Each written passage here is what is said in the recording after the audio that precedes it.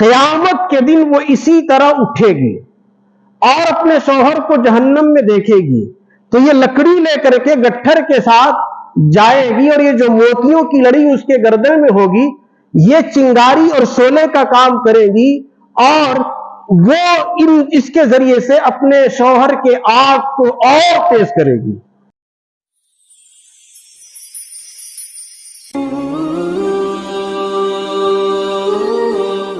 سورہ لہب یہ خاص صورت ہے ابو لہب کے لیے، اور اس کے نزول کی جو صورت بنی ہے، نزول کا جو سبب بنا ہے وہ یہ ہے کہ اللہ کے نبی صلی اللہ علیہ وسلم پر جب یہ آیت نازل ہوئی وَانذِرْ عَشِيرَتَكَ الْأَقْرَبِينَ کہ اے نبی آپ اپنے قریبی رشتہ داروں کو ڈرائیے، تو اللہ کے رسول صفا پہاڑی پر چڑھ گئے اور وہاں پر عام دستور یہی تھا مکہ کے اندر یا عرب کے اندر کہ وہ کسی اونچی جگہ میں کھڑے ہو جاتے تھے اور کوئی ڈر یا اندیشہ ہوتا تو اپنی قوم کو ڈراتے تھے اور کہتے تھے یا صباحا، اگر صبح کا وقت ہوتا تو کہتے یا صباحا، اور اگر شام کا وقت ہوتا تو کہتے یا مساء، اور پھر آپ نے نام لینے کر کے لوگوں سے قبیلوں کے نام لیے، اے بنی ہاشم، اے بنی عبد مناف، اے قریش کے لوگوں آ جاؤ۔ جب لوگوں نے یہ آواز سنی تو سب کے سب صفا پہاڑی پر تشریف لے آئے، اور اس وقت کی ایک علامت ہوتی تھی کہ اگر کسی نے پہاڑی پر چڑھ کر کے آواز دی ہے اس کا مطلب یہ ہے کہ کسی خطرے کا اندیشہ ہے، کوئی دشمن ہم پر حملہ کرنے والا ہے، اسی لیے ہم سے اکٹھا ہونے کے لیے کہا جا رہا ہے۔ اس آواز کو سن کر کے سارے لوگ اکٹھا ہو گئے۔ پھر اللہ کے رسول صلی اللہ علیہ وسلم نے تمام اکٹھا ہونے والے مشرکین کفار اور قریش کے لوگوں سے کہا اگر میں تم سے یہ بات کہوں کہ ایک فوج ہے جو تمہارے اوپر اس پہاڑی کے پیچھے سے حملہ کرنے والی ہے تو کیا تم اس بات کو سچ مان لو گے؟ تمام لوگوں نے کہا کہ ہاں ہاں اے محمد سچ مان لیں گے، اس لیے کہ ہم نے تو کبھی آپ سے جھوٹ کا مشاہدہ ہی نہیں کیا ہے، آپ نے تو ہمیشہ سچ کہا ہے۔ تو رسول اللہ صلی اللہ علیہ وسلم نے کہا کہ اے لوگوں میں تمہیں جہنم کی ہولناکی سے اور آخرت کی ہولناکی سے ڈراتا ہوں، تم ڈر جاؤ اور تم لا الہ الا اللہ کا اقرار کر لو، کامیاب ہو جاؤ گے۔ اس پر ابو لہب نے کھڑے ہو کر کے کہا تبا لک یا محمد الہذا اجتمعتنا، کہ محمد تیرا ستیہ ناش ہو جائے، کیا تم نے مجھے اسی لیے جمع کیا ہے؟ ہم سب کو تم نے جمع کیا اسی بات کے لیے تمہارا ستیہ ناش ہو جائے۔ یہ بات اس نے کہی اور ہلا ہنگامہ ہوا، مجلس تتر بتر ہو گئی، سارے لوگ چلے گئے۔ نبی صلی اللہ علیہ وسلم نے لوگوں کو بلا کر کے یہ دعوت دی، یہ دعوت تو پہنچ گئی لیکن اس نے جو کچھ کہا جو کچھ کیا وہ سب کے سامنے آ گیا۔ اب اس کے بعد نبی صلی اللہ علیہ وسلم کا دل رنجیدہ ہوا کہ ایک شخص نے جن کی ان سے قرابت ہے، وہ چچا ہوتے ہیں، اس چچا نے سب سے زیادہ مخالفت کی ہے، اور حقیقت یہ ہے کہ جب اس نے یعنی ابو لہب نے رسول اللہ صلی اللہ علیہ وسلم کی ولادت کی خبر سنی تھی تو جس باندی نے آ کر کے خبر دی تھی تو خوشی کے مارے اس نے اپنی باندی کو آزاد کر دیا تھا کہ میرے بیٹے عبداللہ کے گھر میں لڑکا پیدا ہوا ہے، اس خوشی میں اس نے اپنی باندی کو آزاد کر دیا تھا۔ لیکن وہی محمد صلی اللہ علیہ وسلم نے جب اسلام کی اور ایمان کی دعوت دی ہے تو سب سے بڑا مخالف یہی شخص ہوا ہے۔ اس کا اصل نام ہے عبد العزا۔ اللہ تبارک و تعالیٰ نے اصل نام کو یہاں پر ذکر نہیں کیا کیونکہ وہ نام مشرکانہ ہے، اور دوسری وجہ جو ابو لہب بیان کرنے کی ہے، ابو لہب اسے کہتے کیوں تھے؟ لہب کے معنی ہوتے ہیں انگارے کے، اور ابو لہب کا جو چہرہ تھا وہ سرخ تھا انگارے کی طرح، اسی مناسبت سے اسے ابو لہب کہا جاتا تھا۔ لیکن کسے کیا پتا تھا کہ اس کا جو نام رکھا جا رہا ہے ابو لہب دنیا میں سرخ شعلے کی طرح، یہ جہنم میں اسی شعلے میں جانے والا ہے۔ نام جیسا رکھا جاتا ہے اس کا اثر بھی پڑ جاتا ہے، اسی لیے اپنے بچوں کا نام اچھا رکھنا چاہیے۔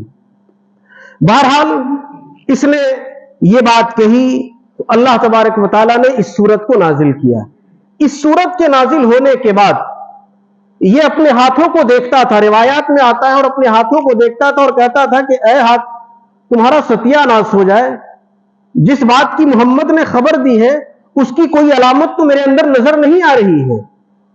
لیکن دھیرے دھیرے ایک دن ایسا ہوا کہ اس کے ساتھ میں وہ حشر ہوا، غزوہ بدر کے تقریباً 6 یا 7 دنوں کے بعد اسے طاعون کی بیماری لاحق ہوئی، جسے عدسہ کہا جاتا ہے۔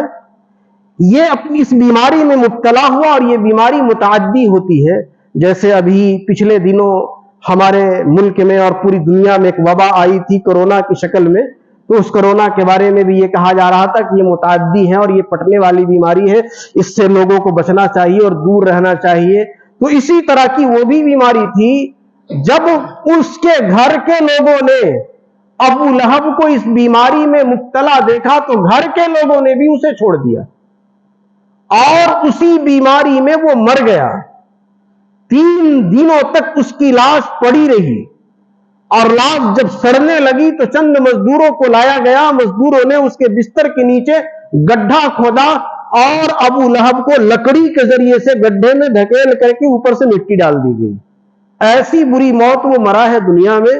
جو نبی کا دشمن ہوتا ہے، رشتہ داری چاہے جتنی بلند اور جتنی بڑی ہو، لیکن نبی کی دشمنی کرنے کے نتیجے میں نہ حسب کام آتا ہے، نہ نسب کام آتا ہے، نہ کوئی چیز کام آتی ہے۔ وہ نبی کا دشمن تھا تو اللہ تبارک و تعالیٰ نے اس کے ساتھ یہ انجام کیا۔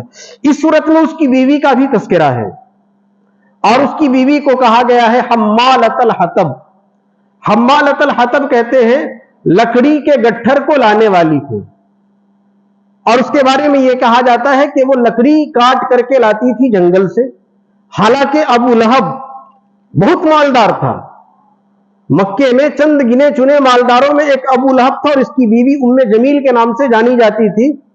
جب شوہر مالدار ہے تو یہ بھی مالدار ہوگی، لیکن بخل اتنا تھا، خست اتنی تھی کہ وہ جنگل سے خود جاتی تھی اور لکڑی کاٹ کر کے لاتی تھی اور پیٹھ میں لے کر کے آتی تھی۔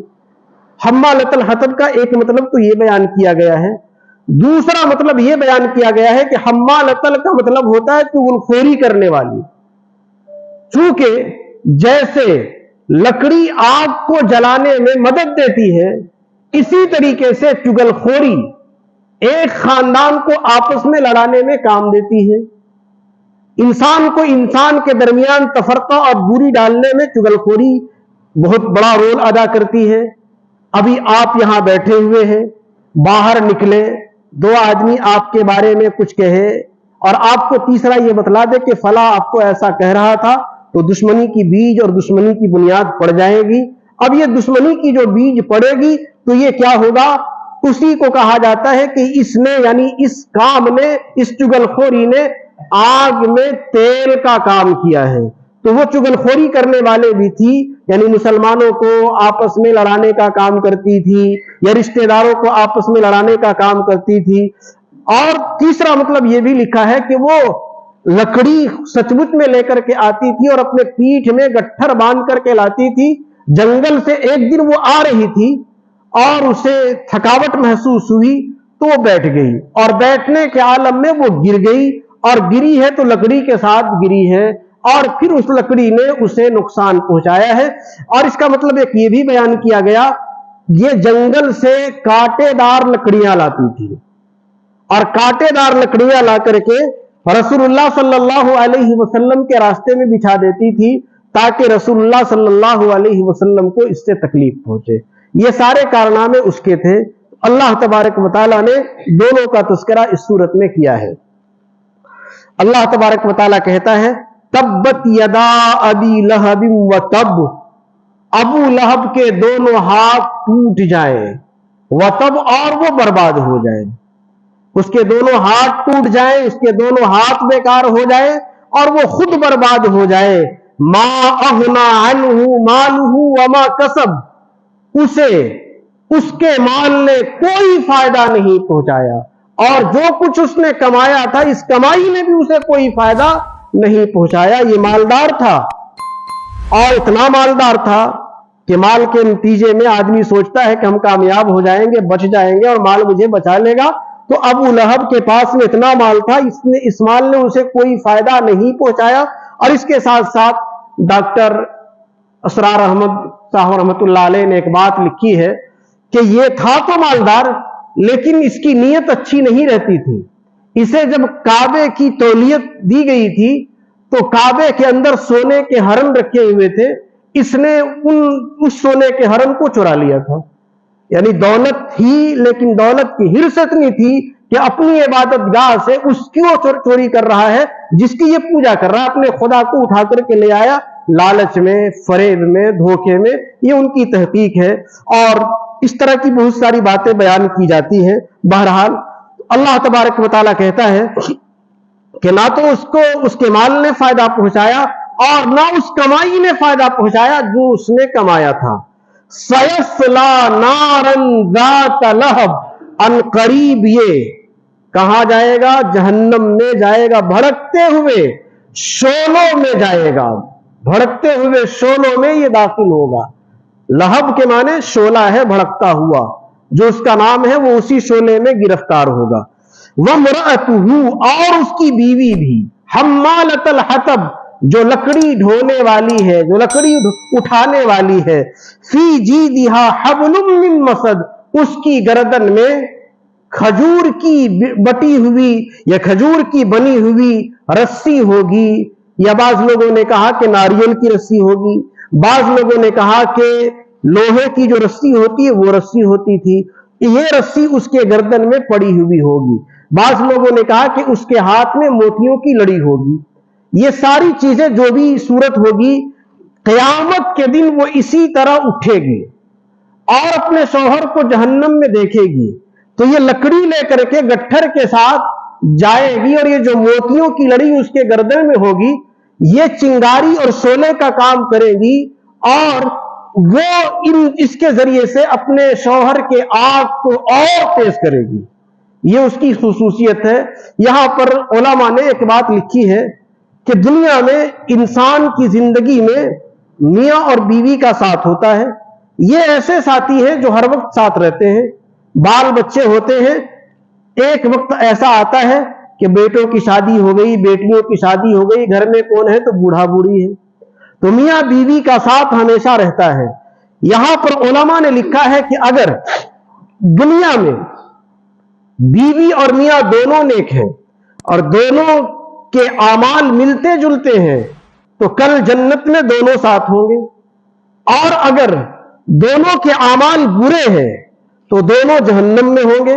लेकिन कभी कभी ऐसा भी होता है कि इसके बरअक्स भी होता है, यानी आदमी तो बुरा होता है, उसकी बीवी नेक होती है और ये नेक बीवी होती है तो खुद तो जन्नत में चली जाती है लेकिन शौहर जन्नत में जा नहीं पाता है। जैसे कि फिरौन की बीवी आसिया, हजरत आसिया ने हजरत मूसा पर ईमान लाने की ले आई तो वो जन्नत में दाखिल होगी और फिरौन जहन्नम में गिरफ्तार होगा।